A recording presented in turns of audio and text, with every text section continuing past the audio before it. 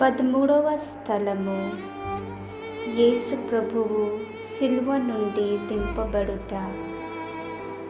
యేసుక్రీస్తువా, మేము ఆరాధించి మీకు స్తోత్రము చేయుచున్నాము.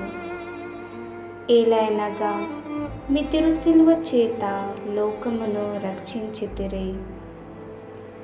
యేసు జీవమును విడిచిన వెనుక వారి శిష్యులకు యోసేపు, నికోదేము వారిలో ఇద్దరు వారిని సిలువ నుండి తెంచి దుఃఖంతో నిండిన వారి తల్లి చేతులలో నుంచిరి.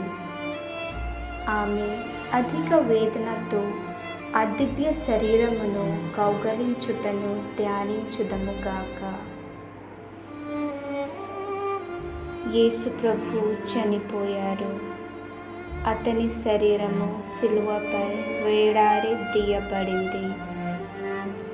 నిశ్చలంగా మరియు నిర్జీవంగా ఉన్న అతని శరీరము చివరికి తీసివేసి అతని తల్లి ఓడిలో ఉంచిరి. యేసు ప్రభు, మీరు ఎంత క్రూరముగా చంపబడారు. ఎంతో సున్నతిగా సిలువ నుండి తీయబడారు. మీ శ్రమలు మరియు బాధలు ముగిసి మీరు మీ తల్లి ఓడిలో ఉంచబడారు.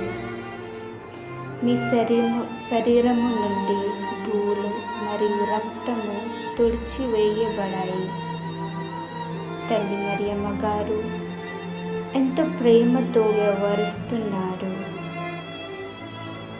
ఓ మరియ తల్లి, యేసు నీ వక్షస్థలపై నిర్జీవంగా ఉన్నప్పుడు మీరు అనుభవించిన దుఃఖమును చూచి నన్ను నీ దాసునిగా చెక్కుని నా కొరకు ప్రార్థించండి.